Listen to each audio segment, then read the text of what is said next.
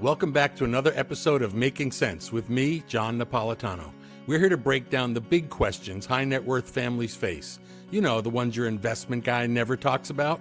No fluff, no finance 101, just straight talk to help you make smarter decisions and keep your wealth working as hard as you do. Let's get to it. Hi, I'm John Napolitano, your host of Making Sense. We're here today to talk with Mr. Tom Schulte, who's the Director of Financial Planning for Napier Financial. What's happening, Tom? Hey, John, how are you? I'm doing okay today. Played some lousy golf today, but, you know, that stuff happens, as they say. Yeah. So today, our topic is going to be fully integrated financial planning. You know, there's a lot of terms that advisors or marketing people will use to make you think that an advisor really gives a damn about your entire financial life and your family and your future and all that. Come on, man, let's face it, just to get to what they want to get to, which is either your money or get you some insurance or whatever they got to sell. Don't you kind of feel the same way? Yeah, absolutely. And for such a veteran, John, you put it in such a loving terms for a guy that's seen a lot of this over the years. But no, you are correct. And like any other business, financial planning evolves and continues to evolve. And what we're trying to do here at Napier Financial is be on that edge of evolution and push what this industry should really be. So I think a good place to kind of warm up our audience a little bit is, you know, I don't really watch a lot of TV. I watch some sports, and I, notice some ads and some firms that like dominate the advertising side when it comes to financial. So I'd like to start with a little bit of myth busting. So you ready? This is going to be like our own cool little trivia game. And Let's I know do I it. haven't even warned you about what these are. So myth number one, or not, maybe not myth, but tell me where the BS is here, okay? How about this one? You ever hear this, Tom? We do better when our clients do better. Yes. And what a So what novel. the heck does that mean? Doesn't every advisor in the universe kind of charge a percentage of assets or net worth?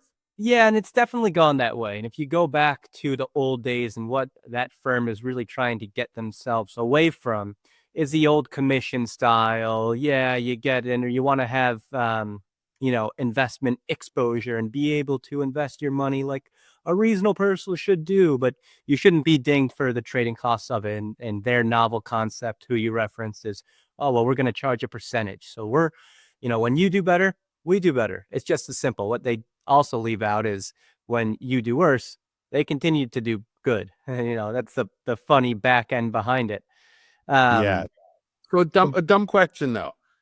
Have you ever in your life met a good advisor that didn't work on a fee basis?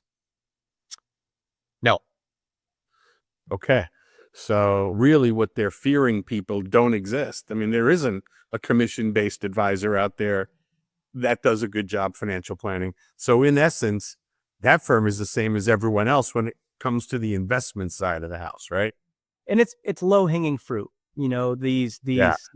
consumers today are much more knowledgeable of the market, and it's still not as knowledgeable as they should be in something so important as personal finance, but they do know what to stay away from. And what is known to stay away from is that commission-based engagement.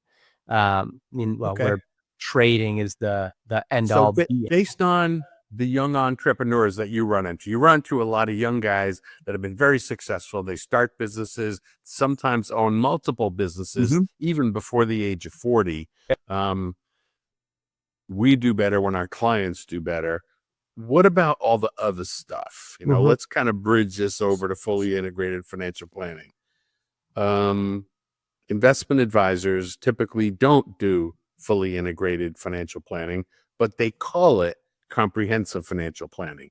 I mean, give me the BS between the lines there. Well, you just think about it. There's an inherent conflict of interest of the advisors getting compensation off of purely the assets they manage. So the first question would be, well, are they going to care about the stuff outside of the investments they manage? And the second is, well, are there driving factors behind the advice they give you to be a little bit self-serving? And we see that all day, every day. And to go back on, the firm that you were talking about, we do better when you do better. What constitutes better? Sure. They're doing it in the guise of investment performance, which you can't argue against, and good for their marketing department because they found something that seems relatively bulletproof and a great tagline. But for the young entrepreneurs, the complex families that have generated a large amount of wealth, whether it's in their business themselves, inheritances, just savvy saving over years. We see all of it, and all of them are great avenues to get to substantial, borderline generational wealth. But for your immediate question, you were asking about some of these younger entrepreneurs that are doing really well. You can see it. You just know, meeting with them, that they have the fire in their bellies and they want to do great things and they're destined to do great things. Mhm. But going back to the conflict of interest, when these successful younger folks specifically are looking for good advice and advice around business planning and, well, how do I deal with my tax planning now that it's gotten infinitely more complex, that I have several different entities, different businesses, I have employees, payroll, risk management that I didn't even know I needed. Um, and you go back to an advisor that's fee based, like, are they going to dig into those other things that are massively important and complex? And to be truthful, that's where they need the most guidance. It's not necessarily the investment markets. They need help, the X's and O's that are, I can say, fringe parts of their personal financial plan, but massively important and definitely top of mind for the entrepreneurs. For So let's walk through an example of something, Mhm. and then you can tell me what would be better for a client. So let's pick on a 40-year-old entrepreneur that owns a business, has they're married. Let's call it a woman-owned business. Her husband is a fireman. They got 2 or 3 children. The business is doing really well, and she comes to you and says, "Tommy, I want to buy the building that my business is in now. We've grown and we got 150 employees. It's really clear we're going to be a successful company. You see my K1s. You know how much I make. What are the issues that a firm that should do better when their clients do better be tackling given that question?" Yeah, there's so much that comes into a loaded question like that. And one of the main concerns are personal liquidity, business liquidity. How are we going to own this? And then, you know, the thing that is so often overlooked for not just young entrepreneurs, but really anyone that is a business owner, is the intersection of the business assets and the personal assets. Mm-hmm. They really need to be looking out for numero uno, which is the family unit, and the business should be secondary. Even though they're spending 12, 14 hours a day pouring it into the business, it really comes down to the bottom line and how does this actually change your personal life? So, so let's go back to the question of, the how you want to own it. You own the business, you want 100% of it. Mhm. And you say your first question you want to ask that person is, how do we own this business? What kind of guidance are you giving on how they should own the business? Should they buy it in the company? No, they shouldn't be buying the company. This should be a personal asset or owned in a brand new entity that's created that has mirroring ownership. However, you want to have this asset owned outside for a whole host of reasons. But then you can structure up different lease arrangements back to the company. You can get more favorable tax treatment down the line. You have greater optionality, um, and you're mitigating a lot of risk by structuring it that way. So I'm told by my tax nerds, I kind of hang out with a lot of tax nerds, that profits distributed through, let's say, an LLC from real estate are taxed a little bit differently than profits taxed through your company, specifically with self-employment tax. So it would behoove this business owner to pay, frankly, as much rent as is reasonably possible, wouldn't you say? Yeah, that would be correct. And how would you counsel them to help them decide what is the maximum amount of rent that you think you could charge? It just goes back to the business itself. What can the business afford to pay in rent? What is high but also reasonable that you're not shooting yourself in the foot should things in the business slow down a bit? And I also think we need to look at what's the real fair market value. You'd need to consult with a realtor. You'd need to look at comparable properties, see what the price per square foot is, and make sure that you're in the ballpark and maybe to the higher end to the extent you can be Mhm. on the higher end, should the business be able to afford it, et cetera. Yep. Um, okay, so that's a good example. What about issues like, okay, Miss Business Owner Stud, you are doing great. You have a great retirement plan. You don't wake up for breakfast. What are the issues there? We find it all the time. And it's no surprise, what business owner, anyone for that matter, wants to plan out their own demise. When they are on top of the world, doing great on their business, they have to actually pay money to attorneys, bring in, different, not necessarily, sometimes it could be insiders of the business, but it's people outside of themselves that have ownership, bring them into discussions around, hey, what if I'm not there? It's not fun. Business owners are typically hesitant to have those conversations, but they are so, so important.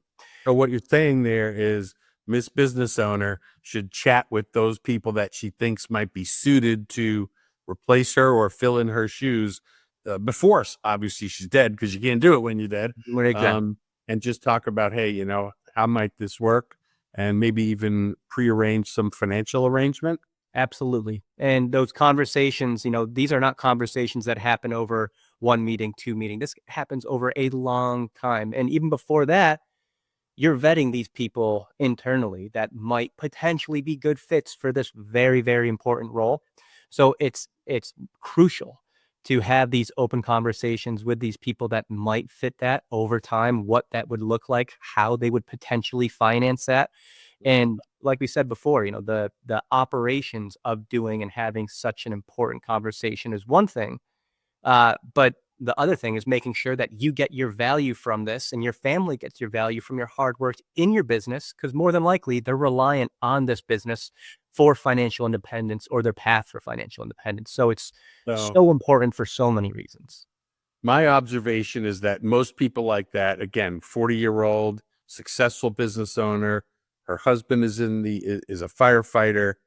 They don't have the time, or they've never taken the time to think seriously about, for example, their estate planning documents. And I've seen in many cases that business is just according to the will, says, well, everything that she owns, he gets Hmm. if she goes. What kind of disaster might that set up if Oh, husband firefighter inherits a business that he kind of knows nothing about?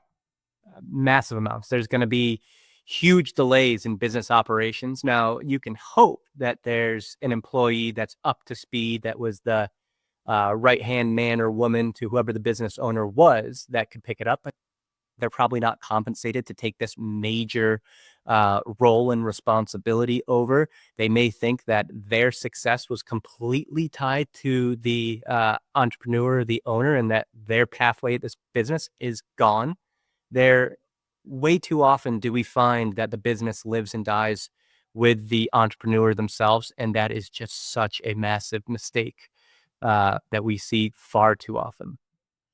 I'm going to give you another example from me. I was riding in the golf cart with my neighbor, great guy, and I don't know how we got talking about it. We were talking about some guy in our community that works for a financial company. And he said, "Yeah, my nephew works for a company, not that one, but another one with a couple of initials and a blue blood last name." And they go like, he says, "Yeah, he's family. He's got my money." He goes, "So like, what are you talking about where these guys don't earn their money?" I said, "Well, let me just ask you a simple question then. How do you own this account? Is it in your name or your trust?" "It's in my name." "And what happens when you die?" "Well, when I die, it goes to my trust, and then it goes to my wife."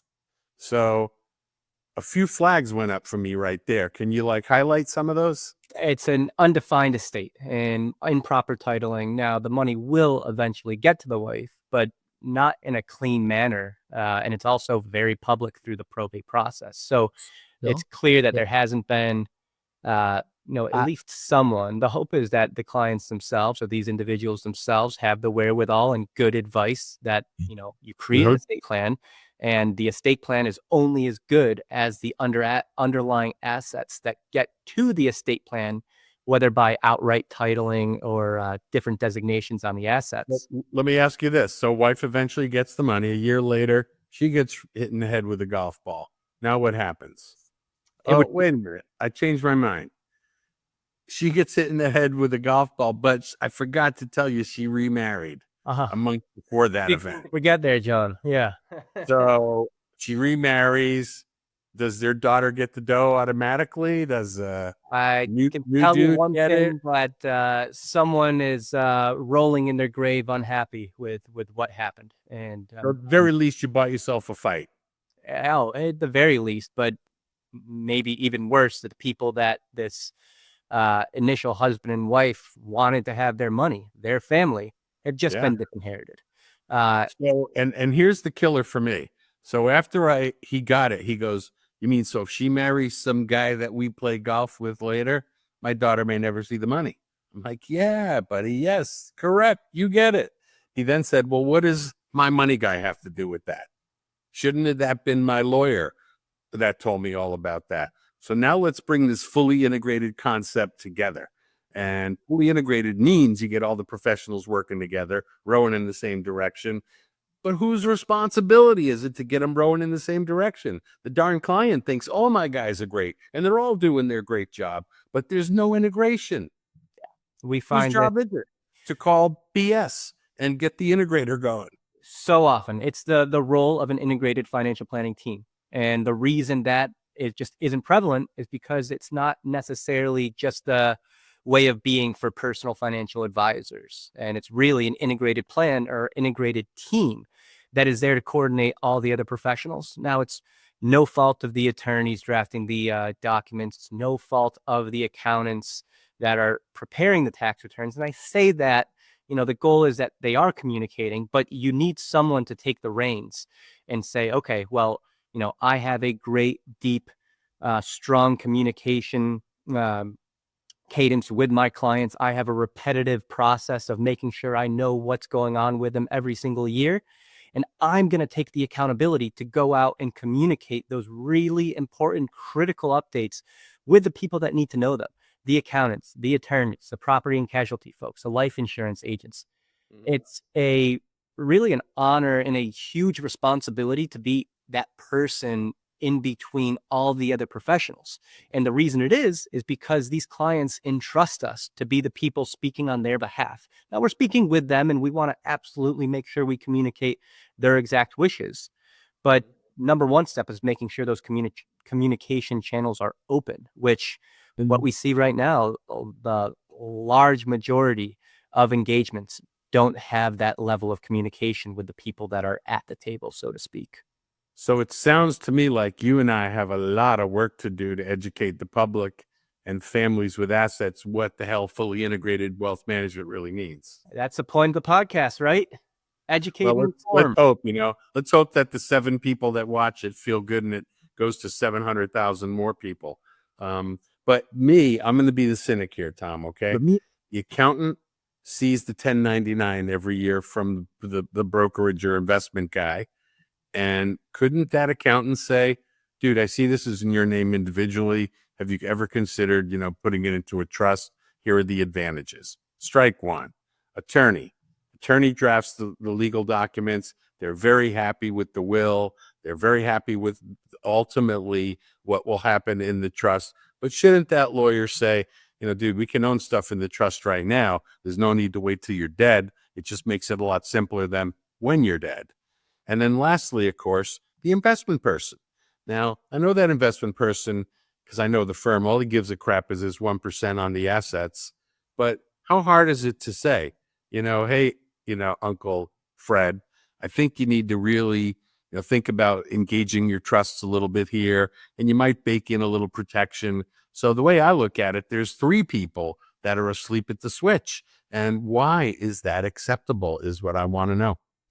It shouldn't be. There's a lot of different reasons and other things you can say for why that doesn't happen. You could say, well, attorneys and accountants charge on a hourly basis and they don't want to nickel and dime the clients, which there could be something to that.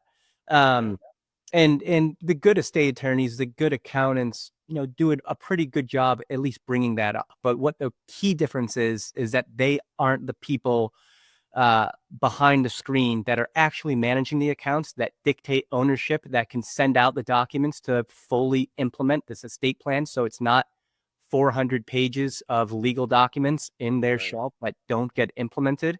So a long way of saying is that they don't have a team that wants to take accountability and responsibility for this extremely important part of someone's personal finances. Um, So let me get in the weeds now as a Mhm. business owner and a business manager. When I used to be on the road training accountants and financial planners on how to deliver fully integrated services, I can't tell you how many people said, dude, that's too much work, man. I want to just sell stuff and make money. That was the line I'd get all the time. And I'm like, I was horrified. I'm like, you got to be kidding me. So it takes too much time. Um, how much time do you spend on average with a client over the course of a year? Your average client? Oh, it's a very large amount. I would say roughly 40 hours per year, but it vastly changes because it's a function of life. As you know, John, life is wildly unpredictable. So we have some clients that we have our very normal standard cadence where we review the plans, every facet of the plan. We review the balance sheet to make sure everything's accounted for. But there's no curveballs, which is what we hope for, but can't expect that all day. So it ebbs and flows as life does, and that's another reason why an integrated financial plan or financial planning team is so crucial, because when that unexpected event does come up, it shouldn't be an absolute chaotic event trying to figure out, oh, well, did you file last year's tax returns and what happened for income? Because whatever happened is going to have a massive effect in realized income for the next couple of years. Or it could be all these different things, but not being equipped with the right information of things that are outside your purview, exactly what the estate reads, exactly how the trust was changed in the amendment done 4 months ago, who's now durable power of attorney. It shouldn't be a scramble to figure out those key baseline facts to then provide some of that deeper advice from there, because the clients are calling you because they want some guidance. They don't want you to give them a laundry list of, oh, I need this, this, this, this, this, and then I'll give you a nice, simple answer. It could be So I guess the bottom line is this. If your 40 age client has saved, $4 million and they're paying 1% to some advisor, that's 40 grand a year. I know because I did a lot of research on the industry, the average amount of time that the average advisor spends with their clients. You ready for this, brother? 3.5 hours. I was afraid it might be something like that. Three and a And, half. we So call you're that. spending 40 hours per year. I might say you're earning your 40,000 bucks. And in busy years when they're buying that real estate or having another child or buying or selling a business, that 40 could swell to 140. Absolutely. And it does. And that's the thing. You can't balance, when that's going to come. If we predicted life's uncertainties, good and bad, that's the way life works. You have unexpected great things that come into your lap. We all have really terrible things that fall into our lap. But being able to have a team that is fully up to speed with what's most important, and, a playbook for what you do when you get one of those really great or really terrible calls, that's really where the value is for these families that decide that they want to move forward with a team that's going to take responsibility over all these different facets. So I guess probably time to wrap this up. My conclusion is that one person or a family involved in a relationship with a financial firm, an accountant, an attorney, an insurance guy, a banker, all the above needs to ask themselves, where are the gaps here? Where are the gaps going to be? They need to get a little bit educated and understand why filling in those gaps are important and fully integrating the plan is important. And then examine what they're paying for their advice and ask, so am I really getting my pound of flesh, or am I getting someone that spends 3.5 hours working on my account? Maybe they take me out to dinner once or twice or to a ball game, but dude, that's not work. So that's my message to people. Anything you'd like to say in conclusion, Tom, before we let everyone go? No, I think you nailed it on the head. The thing to think about just before you finish up is, we're talking a lot about different concepts and ideas like that. The financial plan is a thing. It is a living, breathing, changing, dynamic set of circumstances, understanding of resources and what the goals are. But in a perfect financial planning engagement, like you said, with all those different professionals, you use the financial plan as a North Star from whatever advice they're giving. Well, what's the context of that in my financial plan, and what are the Yeah. implications? Who is Sound there to, describe what that actually means? An integrated financial planning team. So you hit it right on the head that you need someone taking responsibility, accountability, and have a really in-depth understanding of all the different parts that play into someone's personal financial life. Well, Tom, keep on integrating. And I really appreciate what you do for a living. And Lord knows the clients love it. So thank you, Tom, for today. And thank you for listening and watching this edition of Making Sense. If any of this stuff makes sense to you, like a fully integrated financial planning team, give Tom a call or do a little research or self-exam. Know where you stand and get your act together. That's all I got for today. I'm John Napolitano, wishing you an awesome week. See you soon. Thanks for tuning in to Making Sense. If you got something valuable out of today's episode, share it with someone who'll appreciate it. And don't forget to subscribe. One last thing. If you love the show, open your app and give the show a 5-star review. Until next time, thanks for listening to Making Sense. The views expressed on this podcast represent the opinions of each speaker and are subject to change. These views are not intended as a forecast, a guarantee of future results, investment recommendation, or an offer to buy or sell any securities.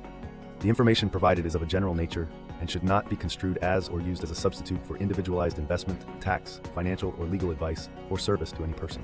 Financial planning and investment advisory services are offered through U.S. Financial Advisors, a registered investment advisor. Certain representatives of U.S. Financial Advisors are also registered as representatives of Great Valley Advisor Group, a registered investment advisor. To learn more about Napier Financial, please check us out at napierfinancial.com.